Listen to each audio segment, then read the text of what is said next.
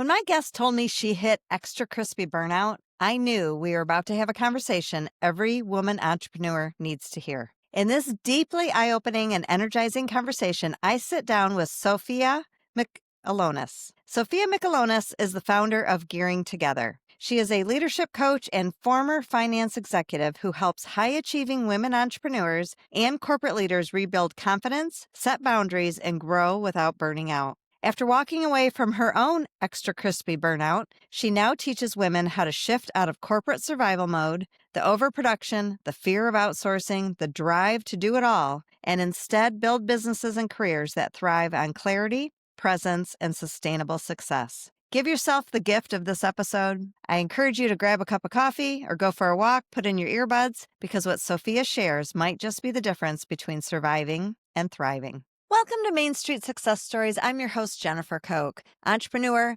business coach, and founder of Next Wave Business Coaching.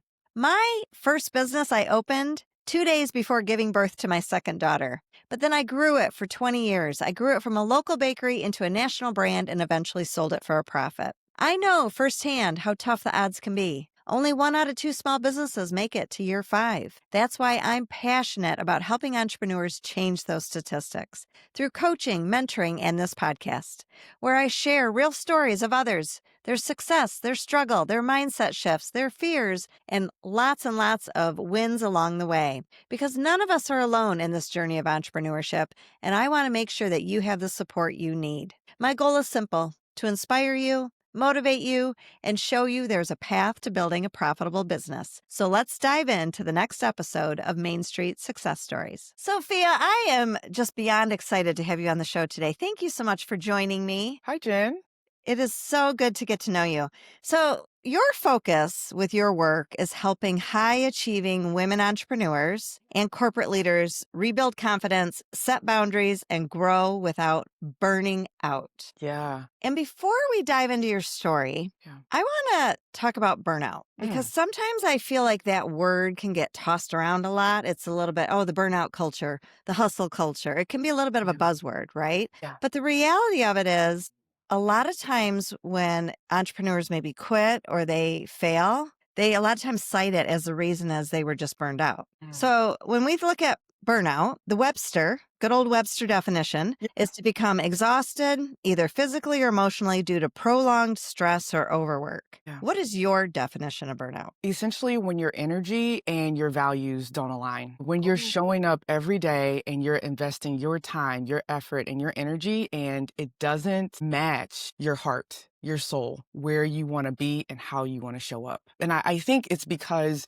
the way that our society is wired, it's like a 24-hour news cycle. Like everyone is always on. You're expected to be on. You're expected to deliver.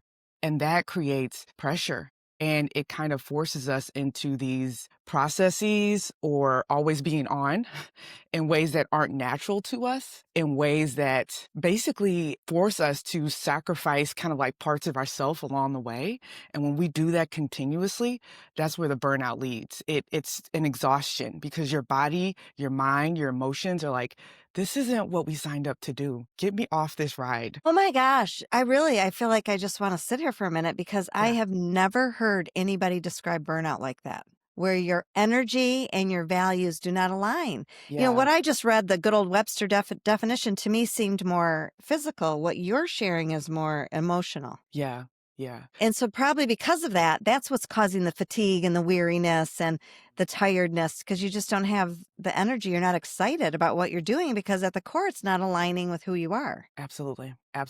Wow, that's powerful and a lot to kind of deep dive into there. So what I love about your business, Gearing Together, you started it after walking away from what you call your own extra crispy burnout. Yes, fried on both sides. Okay. Oh, okay. I mean, my goodness, I was like, extra crispy burnout. There has got to be a story there, and I have got to hear it. Yeah, well, let me tell you, I was all of my efforts and energy, they weren't aligned to who I am in so many different ways. One, how I was showing up at home as a mother. I had neglected doing my daughter's hair so many times, and I realized that, yes, my husband can get her to school. He can feed her. He can clothe her, but there's nothing like a mother's touch on her daughter's hair. So that was one way. Second way is I joined a company doing what I enjoy doing, which is finance, but the company culture, it just wasn't a fit. I went from working on fun consumer packaged goods like cereal and candy and those things to pharmaceuticals. So it was just a little different culture when it comes to, because honestly, if you miss your number, that's like life or death. So I found myself leaving home before the sun rose, driving to work, giving every inch, every ounce of myself to this culture that just wasn't aligned to who I am. I like, cracking jokes. I like making the numbers fun. And there's no room in that culture, in that industry where I was for that. So burned out two ways so far. And then my mother, I'm an only child, my mother's health began to decline. So I'm putting all my effort and energy, and I don't know about your listeners who have parents that are aging, but sometimes they don't listen.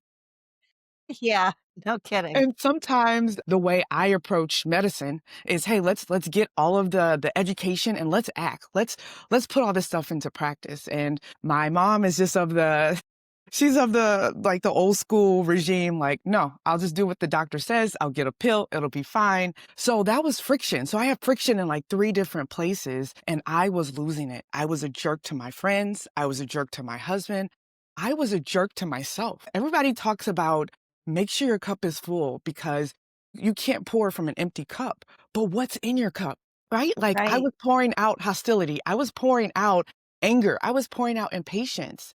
And that's how I realized, okay, something has to give. I'm burned out. And it was hard to even realize it because I'm a type A. So it's like, wait, I can do I'm this. Right. I'm failing Yeah. at something? Well, and most of us women entrepreneurs, people in corporate, we are Yeah. type A. We're high Yeah. achievers. We started a business that takes a lot of gumption, that takes a lot of desire to win. And Yeah. so we do find ourselves in that. And I think what was interesting about how you said you're pouring out of your cup and the things that were getting put into your cup were out of your control, which a Mm, lot of us as women have. A lot of us are are mothers. A lot of us do yeah. have aging parents, have houses to run, have businesses to run, and we're just getting pulled in all these directions.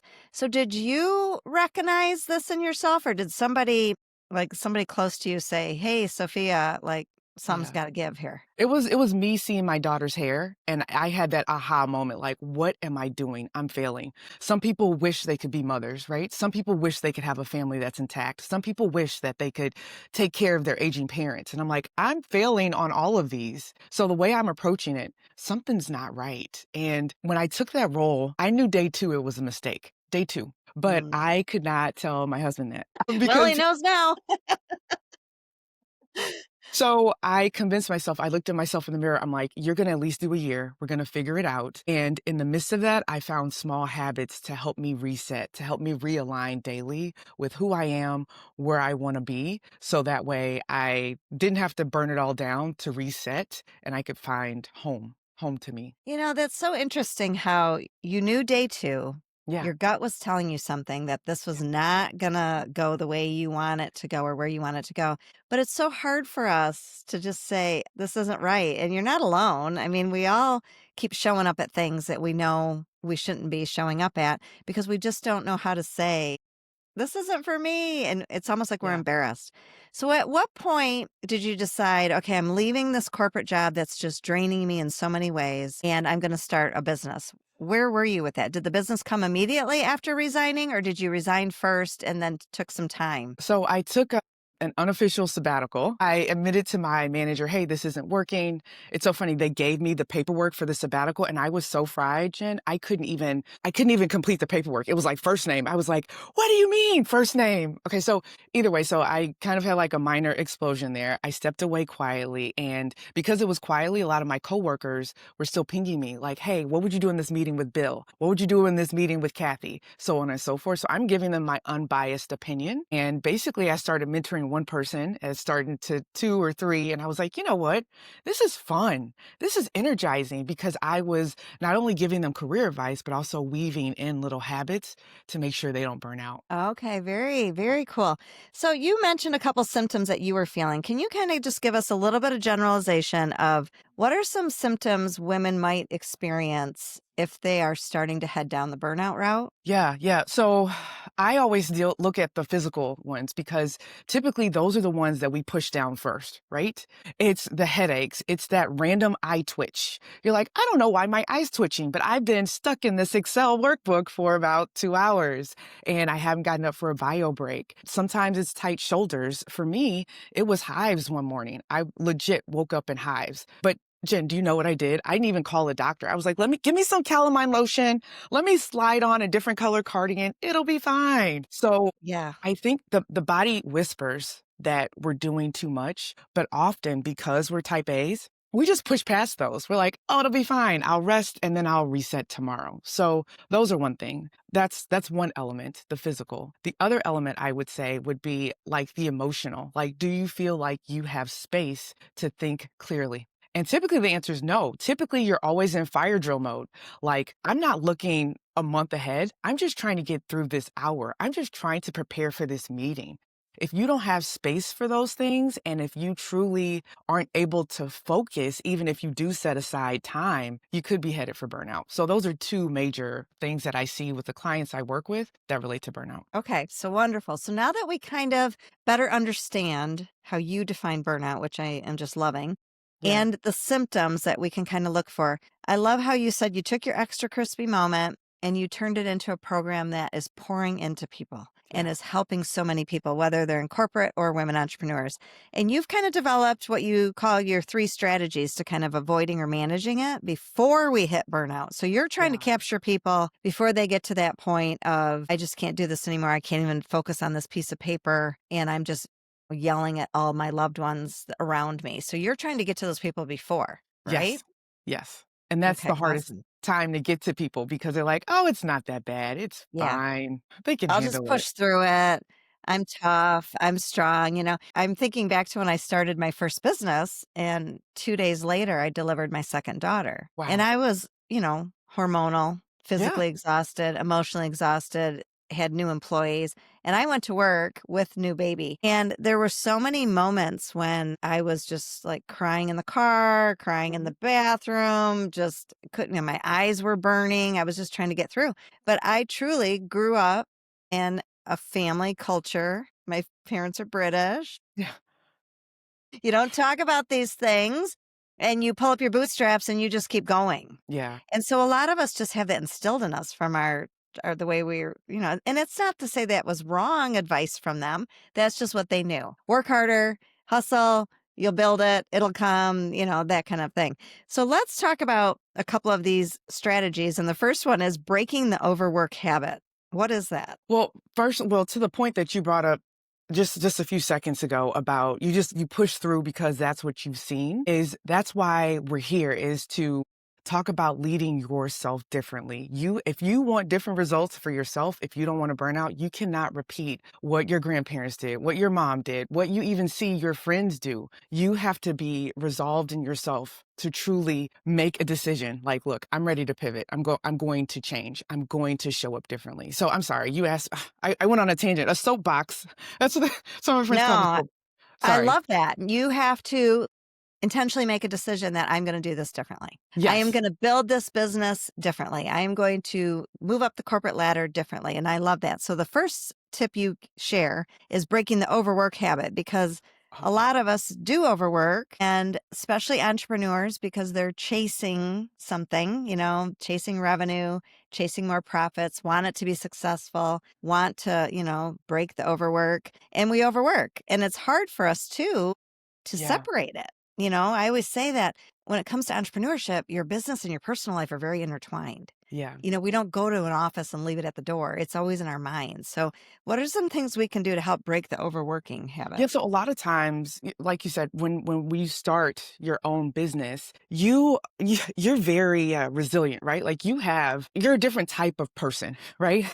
Normally, it's like a type A person, a person that's typically very organized, who's very well put together, well-oiled machine. But you can't burn out in entrepreneurship because that same hustle culture in corporate, it will drive you mad.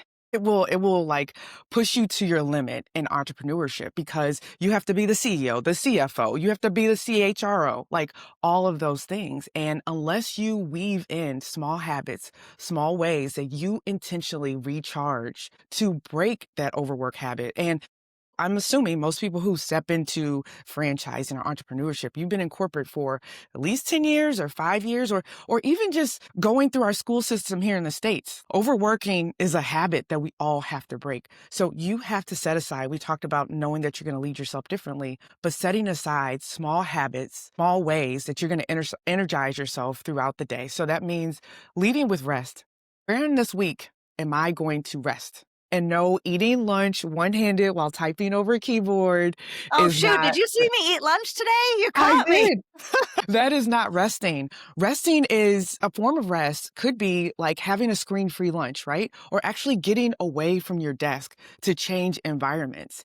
Like rest isn't always a nap. Sometimes it is, but how are you adding that to your week consistently? And you really need to evaluate like your energy cycles. Do you have all of your energy in the morning? So then how are you going to recharge for the afternoon? I mean, what I learned is like, self-leadership, it isn't about doing more. It's about leading yourself differently. And I say that because all of our peers, everyone else we know, everything we've seen is go, go, go. But you're going to repeat that unless you truly focus on how you're going to prioritize rest. There's a book by Courtney Carver. It's called, what was it called? Rest? Oh, it's called Gentle. And she talks about resting through. Instead of pushing through, how would your day shift if you just thought about resting through? I'm going to, instead of rest being the reward, I'm going to partner. Rest is going to be my partner. So that way I can show up as my best self. Do I think best if I'm on a walk? Maybe I should have a walk and talk meeting with whoever I'm on the line with, but you got to break up the day. That's huge. And how do we like practically go about doing that? Is it just, do you have to have a little pep talk with yourself? Like, what do you tell yourself when you're going to sit down to have lunch, put away your phone, get up, away from your desk, and not feel like Guilty. you don't have that gift of time to do that? Yeah, well, as an entrepreneur, you create your own schedule and you have to realize that you have the power to control it. And when you come from corporate cultures, you feel like, no, I'm on someone else's timeline. I have to do it, right? So that's the first thing. The second thing I would say is you really have to take a step back and think about how you show up best, right? Is that getting a full 10 hours of sleep? Is that getting, 5 hours of sleep with a nap? Like you need to evaluate how you show up best and then try to add that to your day. It's not about being a busy bee. It's about doing those things that energize you and really build you up. And for instance, if someone doesn't know, because often when I'm talking to my clients, they're like, I got my hobby is, making all of my receivables and getting all my payouts and making sure I have a customer. And what we do is the brain rewards whatever we practice, whatever we give the brain and do consistently, the brain says, okay, this is what we do. This is our norm. So when you're breaking away and doing something different, when you're taking that 10-minute break, when you're actually resting, when you have your coffee and just sitting and staring off, you have to give yourself words of affirmation, positive reinforcement. This is good because now I have time to think about strategy. This is good. And I always like to use a coffee mug. I know everyone is obsessed with like those insulated cups that keep your hot drinks warm for 8 hours or your cold beverages cold for 8 hours. But I always like a mug because that physical touch of heat. So let's just say you have a mug, you put your coffee in the mug, right? So now the mug is warm. It reminds me, when I pick it up, it reminds me to slow down. It reminds me to take a pause. It reminds me, hey, it's okay to think through the problem I'm rushing to solve before I just jump into like tactical mode. Like take a step back. So I would say add small inconveniences. Like the mug is inconvenient, right? Because you're not tethered to your desk. But again, until you lead yourself differently, nothing will shift. I love the coffee reference. Like, sit there until that coffee goes cold. Yes, Start yes, you there. have permission. You have permission. You have permission to sit there Yeah. and Yeah, drink your and that's the coffee. thing, it's not forever. It's not 30 minutes. It'll be, I don't know, 5 to 7 minutes. Well, it Right. depends on how quickly you chug it, but that's a good No, way to allow yourself space to think. that's great. And that kind of leads into what you call outsourcing without guilt.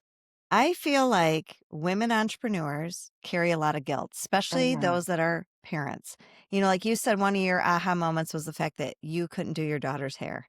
And Yeah. I could feel how emotionally that just hits. Yes. Oh my goodness. We've been Yeah. there, right? And so you're at work and you feel guilty that you're not at home doing something. You're at home and you feel guilty that you're not working on your business at 7 o'clock at night or scrolling through TikTok or whatever it is that you feel like you're supposed to be doing to get your next idea. And Yeah. so you talk about delegation as not a luxury, but a leadership move. Yeah. And I see this a lot with my clients. They always ask me, how do I know when to hire? How do I know what to delegate? And some of it is tactical, like how much money do we have to pay somebody? And some of it is about your energy. What are you the best at? And let's outsource the things you're not. Yeah. And some of it, I say, is a strategy of what's going to help you build your business down the road even stronger is you have to show up as a CEO. So, Mhm. how do you help your clients deal with that guilt when it comes to delegating and outsourcing? Well, okay, so that's the tough part. We talked about being it's so funny. I worked with this pastry chef. I don't even know how she came to me as a client, but I loved it because it broke the mold of being a corporate client. And she was just doing everything, like not only is she ordering the material, not yeah, the materials, the ingredients, she's also, helping prep all the materials. She's looking at it for the Q&A. She's doing everything because she's so engaged in how the final product comes out. And I took a step back and I asked, like, but where where is your most value added, right? Like if you've been doing this for 15 years, right? Is your value add in ordering the same materials over and over again and ingredients? Or is it helping improve the employees, like their skill set, their momentum, so that way they can stay with you? Like where's your value add? And then where that value add that's where you need to be. So you need to do whatever else you need to do as a business owner to make sure you can stay in that place. So if it's an ideation or sitting in front of the customer or doing sales, sell enough so that way you can outsource the other thing. Because when you wear too many hats, really, you're an overqualified administrative assistant. You're an overqualified sous chef. You're an overqualified floor sweeper. So you have to outsource those things in order to free up that space for clarity of mind, for energy to move forward. I'm guilty of this myself. I was doing all the things and my husband kindly tapped me on the shoulder and he was like, "I love what you're building, but I'd like to see you sometime." Yeah. I mean, sometimes those people around us give us the most convicting messages. Like, Yeah. that's a Yeah, and wake the up question call. is, yeah, do we listen, right? So, Yeah. yeah, I would say like when you look at what you're doing, your expertise area, and then figure out how you can live there. Where can you buy more, sell more, move things so that way you can outsource. Now, the guilt comes from it may not be perfect. And that's okay. That's okay because we're doing the long game here. It's not about short-term wins, it's about the long game. And as you are refining that process, as you are training people, or as you are scouting for people to fill this spot, again, it's those words of affirmation. You have to tell yourself, this is strategy. Yes, this is leadership. Yes, I am being a CEO in this moment versus my name's on the outside shingle. And if I don't do this, it won't get right. So again, we have to take a beat to, I always like to lead with what can I delete today? What can I delegate? What can I delay? Because if when I lead my day with those things, it helps me remind myself, hey, I like to be a sales guy today, saleswoman. That's my field of expertise. So I got to delete some stuff. I got Okay, to I am delegate. putting that on my office wall. What can I delete today? That's Yeah. brilliant. And it's Yeah. true because Yeah. we do wear all the hats. And when you first get started, you kind of have to for a little while. Hmm. But Yeah. I see it too often that we stay there too long, wearing all the hats, not delegating, and feeling bad. There's almost like this ridiculous badge of honor that entrepreneurs are trying to Yes. go Yes. achieve and Yes. receive for, hey, I did this all by myself. Nobody builds anything by themselves. I don't know any successful person that got there by themselves. But Right. for some reason, we feel like we're supposed to prove something by doing Hmm. it ourselves. Yeah. And really, at the end of the day, all you're going to prove is that you're going to head to burnout if you're not careful. So, Yeah. this is so good, Sophia. So, last little point that you talk about, well, not little, but is redefining productivity. We talked about small breaks. You talk about micro habits, smarter systems that fuel growth instead of draining you. And I think, we've touched on a lot of that. Yeah. But I think it does come down to the keyword of habits. We have been operating one way for a long time. And Yeah. now all of a sudden, we have to start to massage these new ideas and show up differently every day. And that takes time. And, don't you feel like a lot of us just put an unrealistic expectation on ourselves? Like it's supposed to happen tomorrow and I'm going to do this for 7 days and it's all going to be fixed. Yes. So, how do we kind of redefine our productivity? How do we do that? Well, it starts with what success looks like, right? Like we really need to get clear on what success is.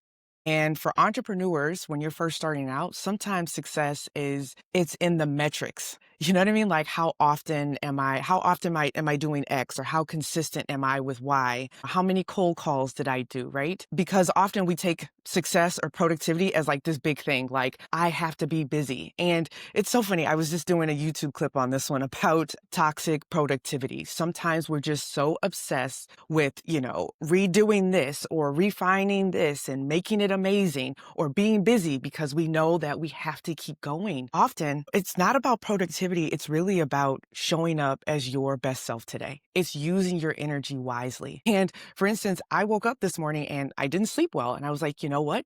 Me trying to knock out A, B, and C this morning, that's not going to work. So let me either go for a walk. Let me try to do something manual with motor skills with my hands. Like let me refold those clothes or redo refold the closet to be productive. So it's looking at yourself and trying to understand how I can show up better based on my energy.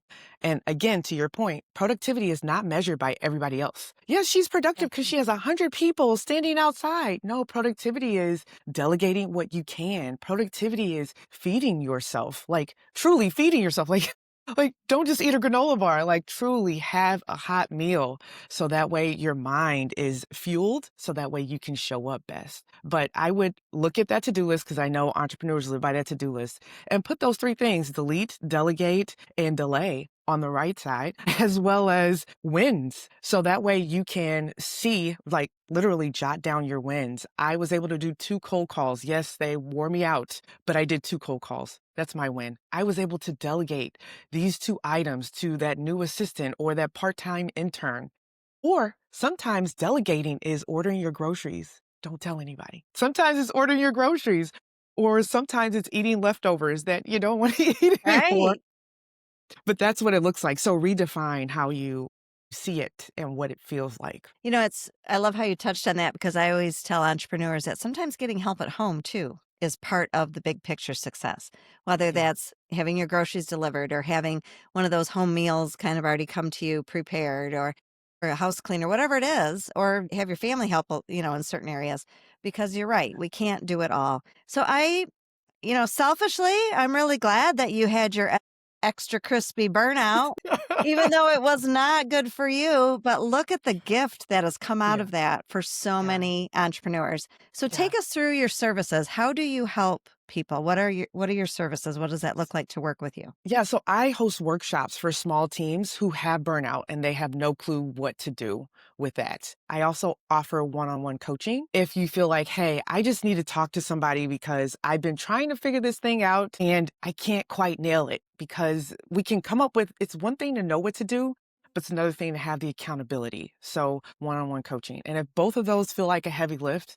I have a YouTube channel that I would encourage folks to subscribe to because I'm unpacking all the things, the ways that burnout creeps into our world, the way that burnout stays attached to the way that we think, and then self-leadership, how to lead yourself out of it. Awesome. And I know you're also offering our listeners a free resource. It's called the PowerBack Worksheet, and it's a Yes. tool that helps women pinpoint where they're losing energy and how to take it back. So I'll put the link to our show notes today. Sophia, thank you so much. This is really just so refreshing and energizing. And I love how you are framing burnout as the first person I've ever heard talk about it that way. Hmm. And I think by doing so, it makes sense that we really need to pay attention to this. And it's not a buzzword, it is real. And there's nothing, I am passionate about helping women entrepreneurs build businesses for years to come and not quit or fail by year 5. Like the statistics tell us, only 1 out of 2 make it. And I know that this is a piece of it. So I will be sharing this out to anybody and everybody I know. I think the work you're doing is so impactful. And I just want to thank you for sharing a little bit of it, giving us a taste of it. And I'm going to encourage all listeners to reach out to you, follow your YouTube, get to know Sophia. She is somebody you need in your life. So thank you so much for being here today. Thanks, Jen. Hope Sophia's story reminded you of this truth. You are allowed to build a business and a life that fuels you instead of drains you. You deserve to feel whole, energized, and supported. And the first step is leading yourself differently. One small habit, one boundary, one moment of self-trust at a time. Before we wrap up, if you're a woman entrepreneur who's building a business and a family at the same time, I want you to know you do not have to do this alone. I've built a program called the Earn More, Stress Less. It's 9 pillars to building a profitable, sustainable business. If you're ready to take that next step, I invite you to message me to learn more, and also a free resource, The 3 Keys to a Profitable Business. You can watch that webinar whenever it works for your time. So thank you so much for joining us today. I feel like this story, this conversation with Sophia is so powerful and impactful for our listeners. Please share this with a woman entrepreneur you know. And if you could do me a favor and leave a 5-star review, I would be grateful. Until next time.